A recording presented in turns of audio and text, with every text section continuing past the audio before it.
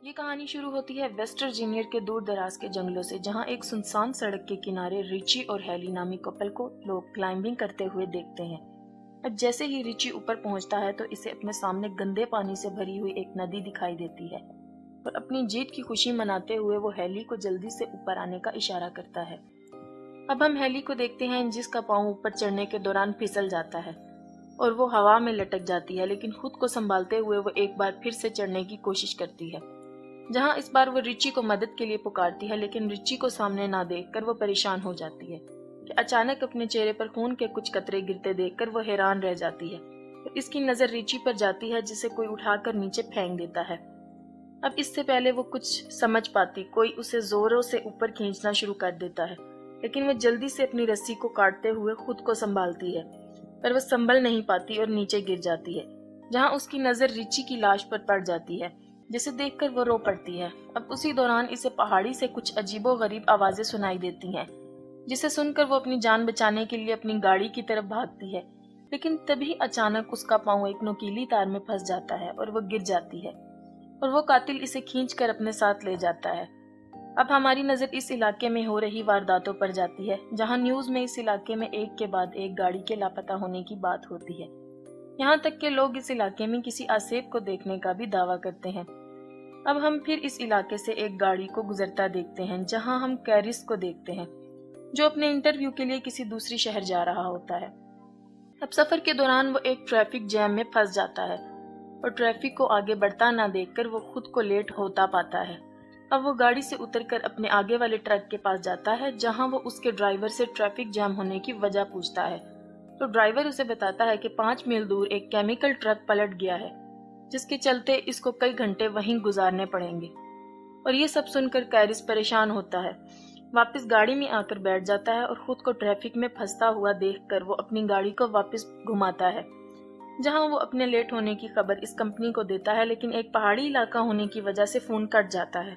अब फोन की तलाश में इसकी नजर एक गैस स्टेशन के बोर्ड पर पड़ती है और वो अपनी गाड़ी वहां ले जाता है। अब रास्ते में उसे एक के बाद एक लावारिस गाड़ियां नजर आती हैं और इनके दरमियान से गुजरते हुए वो गैस स्टेशन तक पहुंचता है, जहां उसकी नजर स्टेशन के मालिक पर पड़ती है, जो किसी बीमारी में मुब्तला लगता है। अब वो गाड़ी से उतरकर कंपनी वालों को इत्तला करने की कोशिश करता है, लेकिन फूड डेड होने की वजह से वो राब्ता नहीं कर पाता।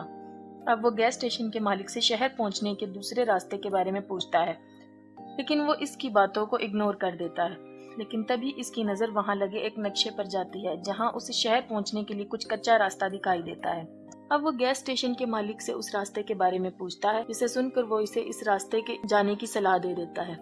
अब वो गाड़ी लेकर उस रास्ते की तरफ रवाना हो जाता है, जहां वो घने जंगलों से होता हुआ एक इंटरसेक्शन तक पहुंचता है, जहां इसे एक शॉर्टकट रास्ते का बोर्ड दिखाई देता है। अब वो ये सब देखकर सोच में पड़ जाता है और अपनी गाड़ी को इस कच्चे रास्ते की तरफ ले जाता है, और इसकी नजर एक मरे हुए हिरन पर जाती है और इसे देखने के चक्कर में इसकी गाड़ी सामने की गाड़ी से टकरा जाती है, जिससे दोनों गाड़ियों का भयानक एक्सीडेंट होता है। लेकिन कैरिस इस हादसे में बच जाता है।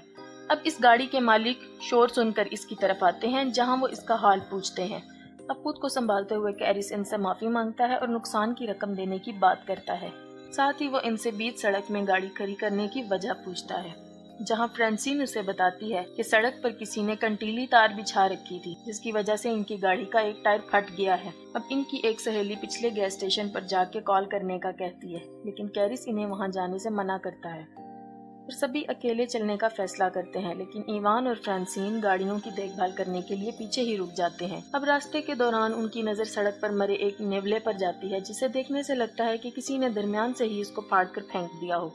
थोड़ी दूर जाकर इन्हें जंगलों में गाड़ियों के कुछ जलते हुए टायर दिखाई देते हैं, जिसे देखकर उसे खतरे का अंदेशा होता है और वो सबको आगे बढ़ते रहने का कहता है। वहीं फ्रांसिन और हम एवान को देखते हैं, जिन्हें पास की झाड़ियों से कुछ हलचल महसूस होती है और वो इस जगह को देखते जाता है। और फ्रांसिन इसे वहां ना पाकर परेशान हो जाती है और इसे ढूंढने इसके पीछे जाती है, और जहां चलते चलते उसकी नजर इवान के एक जूते पर पड़ती है और वो जैसे ही वो इसके नजदीक पहुंचती है तो इवान कटा हुआ कान दिखाई देता है और वो इसे देखकर रोने लग जाती है कि तभी वो शख्स इस पर पीछे से हमला करते हुए इसे मौत की घाट उतार देता है।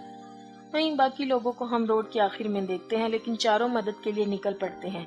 चलते चलते इनकी नजर एक घर पर जाती है। अब वो मदद मांगने के लिए घर की तरफ जाते हैं, कैरिस ढेर सारी गाड़ियों को देखकर परेशान हो जाता है और मदद मांगने के लिए घर का दरवाजा खटखटाता है। जल्द ही इनको पता चलता है कि इस घर में कोई नहीं है।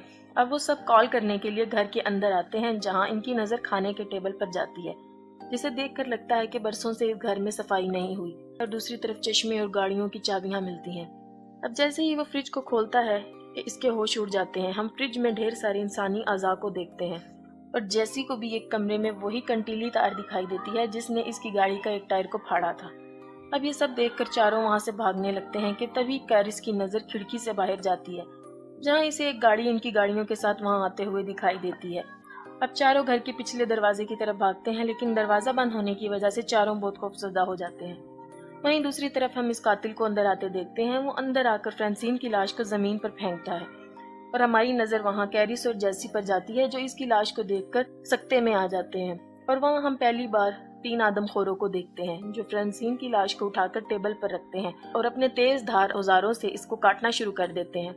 जहाँ ये खूनी मंजर देखकर जैसी ही कार्ली चिल्लाने लगती है, वैसे ही स्कॉट इसके मुंह पर हाथ रख देता है। अब कुछ देर बाद वो आदमखोर लाश को खाकर गहरी नींद में सो जाते हैं, जहाँ मौका पाकर सब ही दबे पांव वहां से निकलने की कोशिश करते हैं कि इसी बीच एक आदमखोर की नजर इन पर पड़ती है, जिसे देखकर सब ही घर के पीछे भागना शुरू कर देते हैं।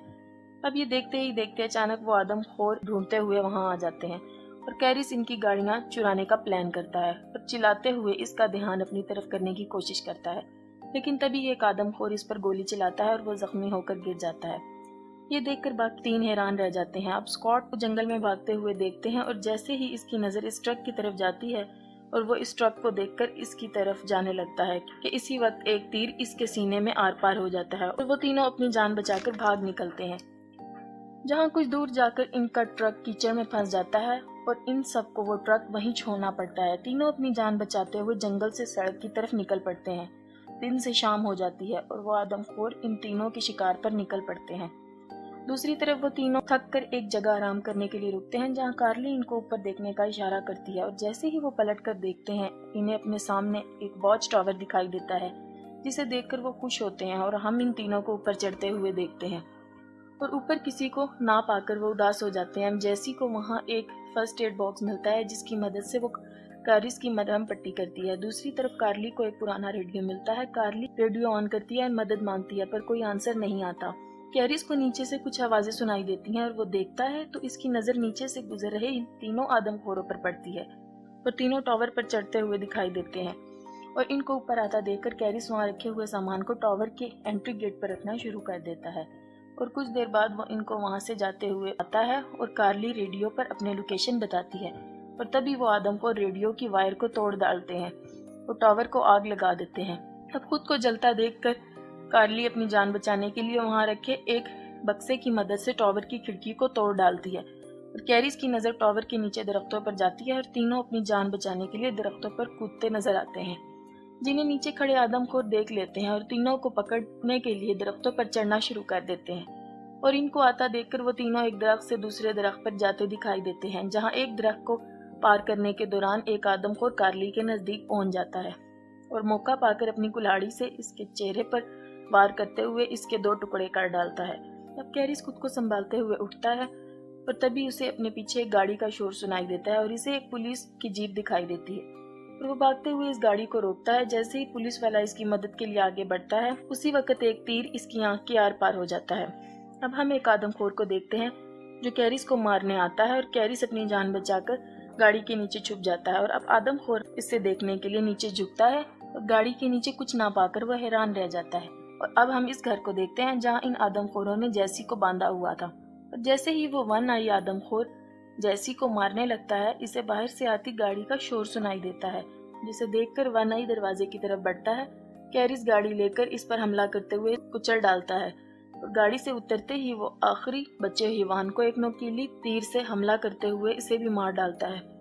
कैरिस जैसी को बचाते हुए इसे खोलने लग जाता है और इसी बीच एक आदमखोर इस पर फिर से हमला कर देता है। अब कैरिस को मरता देखकर जैसी पास रखे एक तीर की मदद से इसे मार डालती है। या अब वो दोनों घर से बाहर निकलते हैं, लेकिन उसी बीच कैरिस की नजर पुलिस की गाड़ी पर जाती है, जहां वो इसकी गाड़ी के फ्यूल बॉक्स को निशाना बनाता है, जिसके चलते वहां एक जोरदार धमाका होता है और इस घर के पर कच्चे उड़ जाते हैं। अब हम दोनों फिर से इस सड़क को देखते हैं जहाँ वो दोनों ٹرک کے ذریعے گیس اسٹیشن تک پہنچے تھے اور ٹرک کو اپنی طرف آتا دیکھ کر اسٹیشن مالک ڈر کر دروازہ بند کر دیتا ہے اور کیرس ٹرک سے اترتا ہے اور وہاں لگے اس میپ کو اتار کر روانہ ہو جاتا ہے۔